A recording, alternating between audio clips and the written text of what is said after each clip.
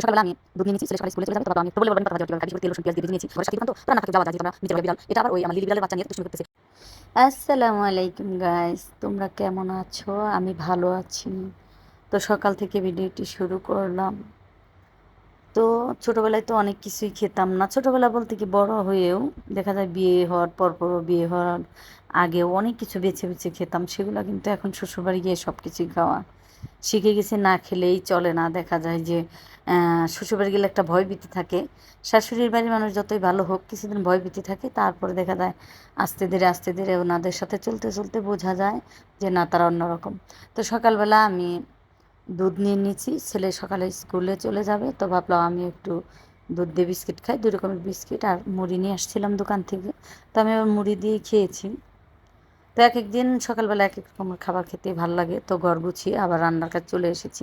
তো এদিক দিয়ে বৌমা আবার ডাল বসিয়ে দিয়েছিল, ডালটা দেখতে পেলে যে বাটির মধ্যে, ওটা আমার ছেলের, ও আবার ধনিয়া পাতা খায় না, তার জন্য আমি আবার আলাদা করে বাটিতে বেড়ে নিয়েছি। এখন আবার এই পাশে মাছ ভেজে নেবো, আজকে মাছ ভাজি করব। আরেকটা জিনিস যে শরীরের জন্য অনেক কিছু দেখা যায় যে ভালো, সেগুলো কিন্তু আমরা খেতে চাই না, বুঝি না। যেমন বাচ্চারা তো খেতেই চায় না, বিশেষ করে করলা ভাজি খেতে চায় না, আর আমি কিন্তু নিম পাতা ভাজি খাই। আজকে কিন্তু বন্ধুরা তোমাদের সাথে নিম পাতা ভাজি আর কি শেয়ার করবো যে আমি কীভাবে নিম পাতা ভাজি করি। তো বললে বলবা নিম পাতা ভাজি আবার কীভাবে খাই, বেশি করে তেল রসুন পেঁয়াজ দিয়ে ভেজে নিয়েছি। তো এখন নিম পাতা ধুয়ে তারপরে কিন্তু আমি দিয়ে দিলাম। তো অনেকক্ষণ পরে ভাজতে ভাজতে যখন একদম মচমচা হয়ে যাবে, তো খেতে কিন্তু খুবই মজা লাগে। প্রথম চামচে একটু তিতো লাগবে, তারপরে এত সুস্বাদু হয়, তখন বারবার খেতে ইচ্ছে করে। ডায়াবেটিস, হাই প্রেশার, তারপর কিডনির সমস্যা, প্রবলেম থাকলে, ক্যান্সার, এগুলো কিন্তু রুগীরা কিন্তু এগুলো খেতে পারে, খেলে ভালো। আর আগে থেকে খেলে তো একদম এগুলো হবেই না। এর ভিতরে দেখো রান্নার ফাঁকে আমি কিন্তু যে বলেছিলাম গরম একদম ফোপারা ভাত দিয়ে, আর আমার তর্স হইলো না যে এটা ঠান্ডা হলে আর ভালো লাগবে না, ভাতও গরম আবার শাকটাও গরম। শাক বলতে আর কি নিম পাতা, এটা ভেজে একদম মচমচা করে দেখো আমি খেয়ে নিয়েছি। তো প্রথম দিন যে বললাম যে খুব তেতো লাগে, পরে মজা লাগে। তো ওই যে এখানে আবার বিড়াল দুষ্টুমি করতেছে আমার সাথে, তো আমি এখানে আবার ম্যাঙ্গো জুস নিয়ে এলাম, ফ্যামিলি প্যাক, সবাই খাবো, সাবান নিয়ে আসছিলাম, তো ফ্রেশ ওয়াশ দুধ আরও কিছু আর কি ঘরের সাথেই ডিম নিয়ে আসলাম। তো চানাচুর নিয়ে আসছি, মুড়ি নিয়ে আসছি, আমার একদম ঘরের সাথেই দোকান। তো তো রান্নার ফাঁকেও যাওয়া যায়, যেহেতু আমরা নিচের বাসায় থাকি, এখনও তো আমরা পাঁচতলা করিনি যে পাঁচতলায় থাকবো, উঠতে নামতে কষ্ট। তো এই জন্য আমি নিচ থেকে এই কাজটা সেরে ফেলি। আর এখানে আমি মাছ বোনাটা বসিয়ে দিয়েছিলাম, বৌমা এখন মাছ দিয়ে দিচ্ছে, আমি আবার ভিডিও করে নিচ্ছি। আর একটা জিনিস তোমাদের সাথে শেয়ার করব, আজকে সাজনা পাতার ভর্তা বানাবো। এই দেখো রসুন পেঁয়াজ কাঁচামরিচ শুকনো মরিচ সব তেলে ভেজে নিয়েছি, আর শাকটাও সিদ্ধ করে নিয়েছি। আর যে যেখান থেকে আমার ভিডিওটি দেখছো বন্ধুরা, সবাইকে আন্তরিক শুভেচ্ছা অভিনন্দন ও ভালোবাসা রইল। ভালো লাগলে একটি লাইক, বেশি ভালো লাগলে বড় বোন ছোটো বোন হিসেবে একটি সাবস্ক্রাইব করো, আর পাশেই থেকো। তো আমি কিন্তু ভর্তা বাটাবাটির কোনো ঝামেলায় যাই না এখন, বেশিরভাগ ভর্তায় আমার গ্রাইন্ডার মেশিন আছে, সেটা পুরনো হয়ে যাওয়ার পর আবার গ্রাইন্ডার মেশিন আমার ছেলে এনে দিয়েছে। সব ধরনের ভর্তা বানানো যায় এবং টেস্টটা একদম ঠিক থাকে।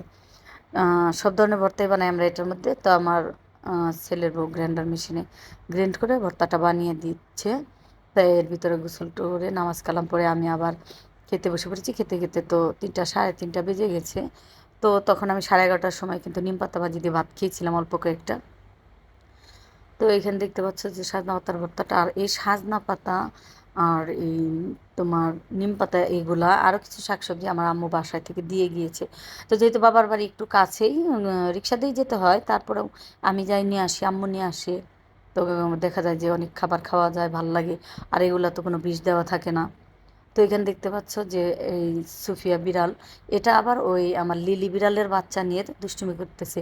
তো এই বাচ্চাটার সাথে খেলাধুলা করবে, তো আমার ছেলে আবার থাপ্পড় মারলো, কারণ এই বাচ্চাটা আরও বড় হতে হবে, এভাবে খেললে বাচ্চা আরও বড় হতে হবে। দেখো কত পিচ্ছি ইঁদুরের বাচ্চার মতো, আর এটার সাথে আমার ছেলে খেলাধুলা করবে।